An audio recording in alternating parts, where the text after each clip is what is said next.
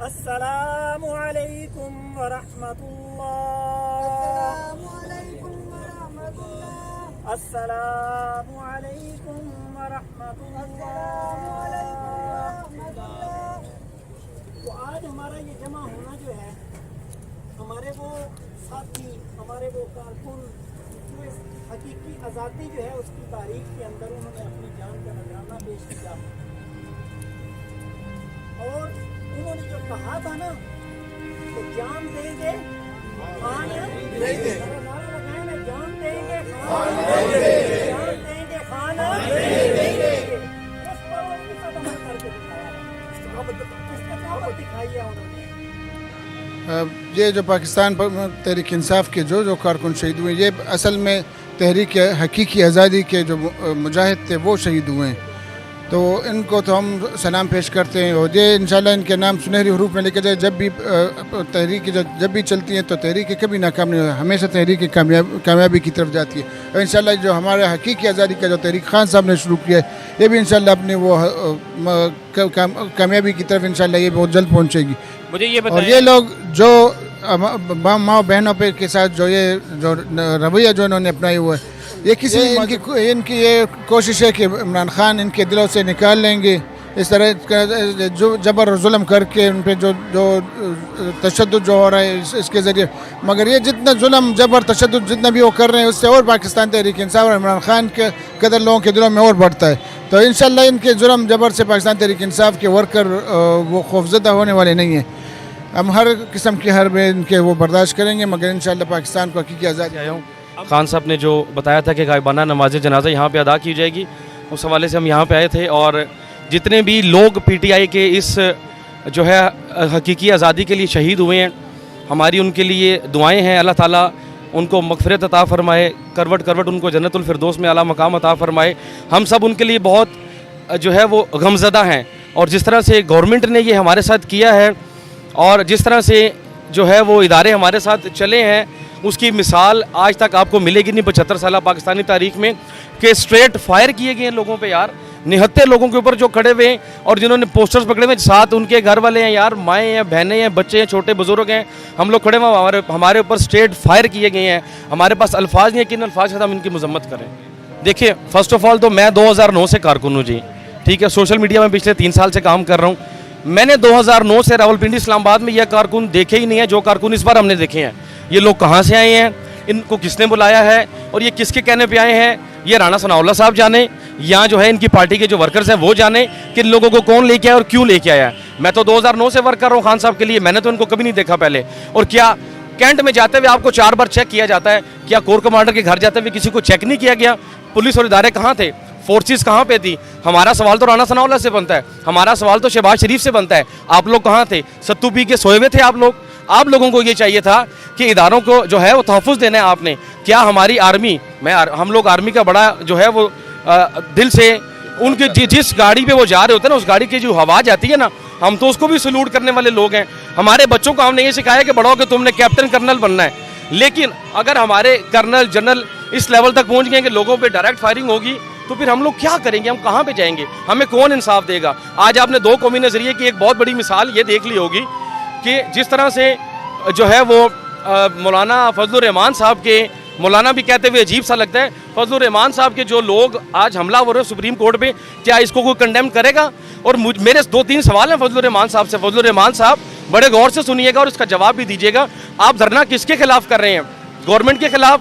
तो क्या आप गवर्नमेंट का हिस्सा नहीं है? आपका बेटा वफाकी वजीर नहीं है? बीतेगी क्या? आप बताइए, आपके घर वाले इस टाइम कितना रंज में होंगे? इमरान रियाज का बुजुर्ग वालिद, उसके छोटे छोटे बच्चे आज क्या सोच रहे होंगे? सिर्फ इस वजह से कि वो आवाज़ उठाता है, लोगों को शऊर देते हैं। आपको ये बताते चलूँ कि इमरान रियाज उन लोगों में से है जो लोगों को सबक देते हैं, लोगों को एक राह दिखाते हैं कि इस तरह से चलना है, इस तरह से काम करना है। 4 मरतबा पाकिस्तान की खातिर उसने अपने चैनल्स में से उसने खुद इस्तीफ़ा दे दिया। वो इस वजह से कि चैनल्स को थ्रेट आ रहे थे, रॉन्ग नंबर से कॉल आ रही थी, प्राइवेट नंबर से कॉल आ रही थी। उसने ये कहा कि भाई चैनल को कोई नुकसान ना पहुँचे, इस्तीफ़ा दिया और वो गया। दूसरे चैनल में चला गया, वहाँ से भी उसको लात मरवा दी गई। तीसरे चैनल में गया, वहाँ से भी उसकी जॉब खत्म करा दी गई। अब अल्हम्दुलिल्लाह अगर वो अपना बच्चों का पा हटा कमा रहे तो आपको वो भी नहीं अपछता। वो आपको गुजारिश है कि डीपीओ सियालकोट साहब, आपसे गुजारिश है कि सियालकोट यहाँ से दूर नहीं है। हम इंशाल्लाह पूरी इस्लामाबाद की टीम और हमारे जितने भी मीडिया वर्कर हैं, हम यहाँ से लाहौर से इस्लामाबाद से इकट्ठे होंगे। हम डीपीओ साहब आपके घर के बाहर धरना देंगे। डीपीओ साहब हम इंशाल्लाह आपके ऑफिस के बाहर धरना देंगे जब तक ये नहीं पता चलता इमरान रियाज खान साहब कहाँ पे हैं। पिछले 3-4 दिन से जो खबरें गर्दिश कर रही हैं वो कोई अच्छी नहीं है। कोई कह रहा है वो कोमा में चले गए हैं, कोई कह रहा है उनको जो है वो मारा जा रहा है, तशद्दुद का निशाना बनाया जा रहा है। यार देखें, हर बंदे का कॉन्स्टिट्यूशन ने भी राइट दिया है, बीइंग मुस्लिम भी हमारा राइट है, फ्रीडम ऑफ स्पीच भी और पीसफुल प्रोटेस्ट। अब पीसफुल प्रोटेस्ट में इतने लड़के यानी मोर देन 50 बंदे जो हैं हमारे शहीद कर दिए हैं और उनका यानी कोई पुरसाने हाल ही नहीं है, उल्टा हमें ब्लेम ये कर रहे हैं। तो ऑब्वियसली हमें फिर नमाज जनाजा तो अदा उनकी करनी थी, सॉलिडारिटी शो करने के लिए और ये बताने के लिए भाई तब भी हम पुरअमन थे। आज भी हम देखें यानी नमाज पढ़ के हमने क्या किया, यहाँ पे आके खड़े हो गए, कोई यहाँ से नहीं निकले, मॉब की सूरत में कुछ नहीं हुआ। तो ये हमने दुनिया को दिखाना था भाई हमारे खान साहब भी खड़े हैं, पार्टी के लोग भी उन शोधा के साथ खड़े हैं और जहाँ तक हो सका हम उनके साथ जो मदद उनकी कर सकते हैं वो खान साहब ने कहा वो हम करेंगे इंशाल्लाह। यार वेरी अनफॉर्चुनेट यानी पहली बात के बहैसियत इंसान इंतहाई यानी जो बारबेरियन सोसाइटी होती है ना उसमें भी ये चीज़ नहीं होती। कम से कम माओ बहनों को तो आप बख्श देते हैं ना, मर्दों के साथ जो मर्जी करें, ठीक है हम पीसफुल कर रहे हैं, हमें आप आके मारें जो मर्जी करें, हमने फिर नहीं बाज आना, क्यों, हम अपना राइट क्लेम कर रहे हैं ना।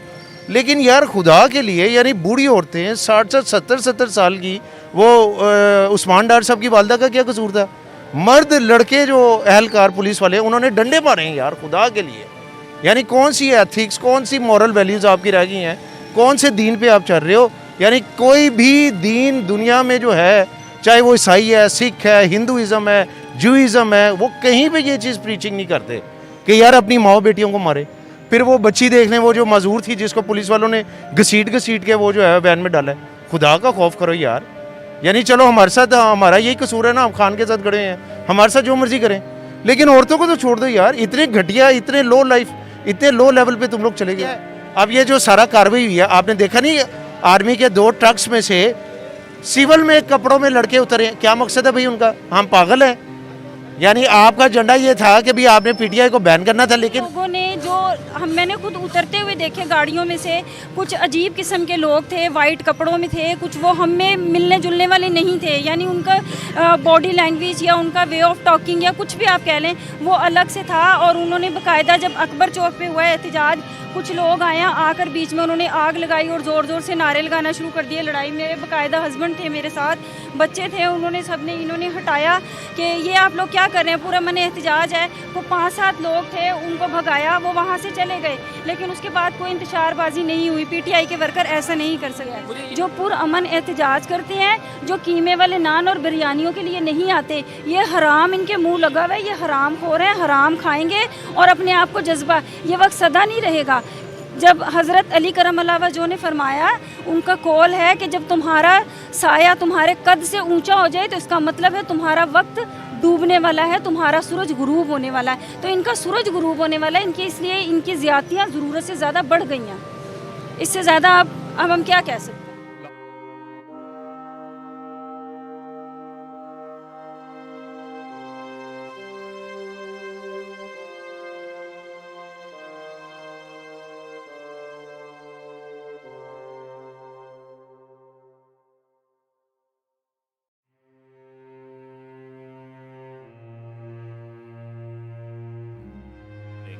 ये देखें, मैं तो बड़े बड़े दानिश्वरों की ये बातें सुन रहा हूँ जी कि अपना पीटीआई को कलादम करार देना चाहिए, पीटीआई एक दहशतगर्द जमात है। इस पर मैं यही कहना चाहता हूँ मेरे प्यारे भाई, हमारी कोई दहशतगर्दी साबित तो करें।